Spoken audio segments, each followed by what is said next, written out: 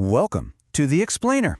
Today, we're going to jump right into the high-stakes world of mergers and acquisitions. We're breaking down the entire journey from just a strategic idea all the way to a landmark deal.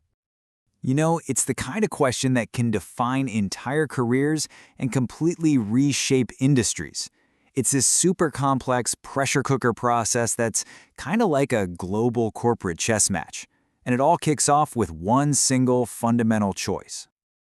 All right, so let's get right into it. To really get what M&A is all about, you first have to understand this core dilemma that every single growing company faces. Should we build something new from the ground up, or should we just go out and buy a company that's already done it?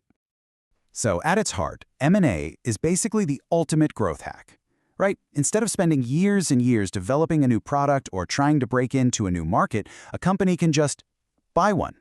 It's all about combination, not creation from scratch.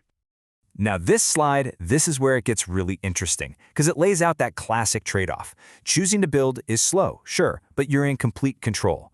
Buying is all about speed, but that last little point there, the risk of a culture clash, that is the silent killer of so many deals. Seriously, you read stuff from the Harvard Business Review all the time, and they'll tell you that the #1 reason up to 90% of deals fail is because the two company cultures just couldn't mix.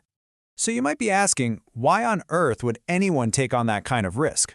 Well, the motivations are pretty powerful. Strategically, you could buy a competitor and suddenly you're in a new country overnight. Operationally, you can combine forces and create huge efficiencies.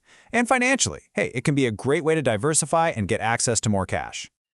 Okay, so a company has weighed all the options and the decision is made. It's time to buy. So what happens next? Well, this isn't like adding something to your Amazon cart. It's a very, very carefully choreographed dance. The whole thing usually plays out across 5 distinct stages. You start with strategy, figuring out what you need and who's got it. Then comes that very delicate first contact and some initial talks. If that goes okay, you move into the really critical investigation phase. And only after all that do you get to the final price negotiation before, finally, you close the deal and start the really long process of putting the two companies together. And here's the thing, nobody does this alone. No way. You're talking about a whole army of specialists. You've got investment bankers crunching all the numbers, lawyers poring over every single contract, and accountants auditing the books. It's just this massive, coordinated effort. Okay, let's zoom in on what is, without a doubt, the most important part of this whole process. If a deal's going to fall apart, it's probably going to happen right here. We're talking about due diligence. So what is due diligence? Just think of it like the world's most intense background check on a company. I mean, the buyer gets to look under the hood, open every single file cabinet, and check everything to make sure there are no nasty surprises. The goal is simple: find the skeletons in the closet before you sign on the dotted line. And believe me, this search goes deep. The team is literally hunting for skeletons. They're digging into everything, from the company's financial health and their biggest contracts to any potential lawsuits, tax issues, you name it. Any one of these things could be a deal breaker, or at the very least, a good reason to offer a lower price.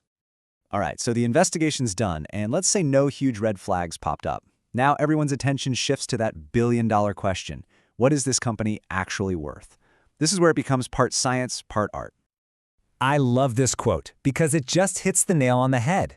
There's no single magical number here. A company's value is totally subjective. A buyer who sees a huge strategic advantage might be willing to pay way more than a simple investor.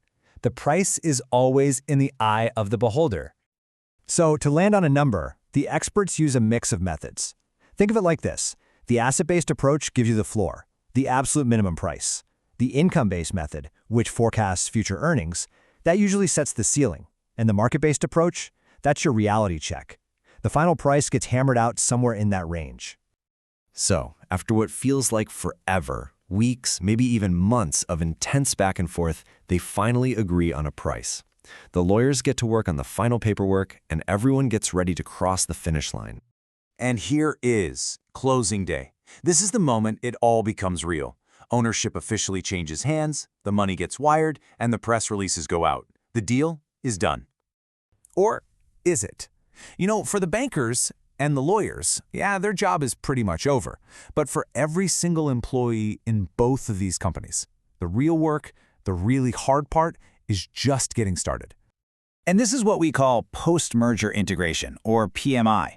It's this enormous, incredibly complex job of smashing two totally different companies together. We're talking different cultures, different computer systems, different everything, and trying to make them work as one. This right here, this is where all that theoretical value from the deal gets either won or completely lost. And that's really the ultimate question that decides if any of this was worth it.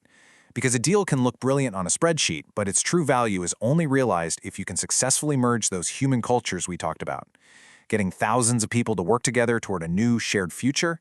Well, that's the human part of the puzzle. And it's always, always the hardest part of any deal.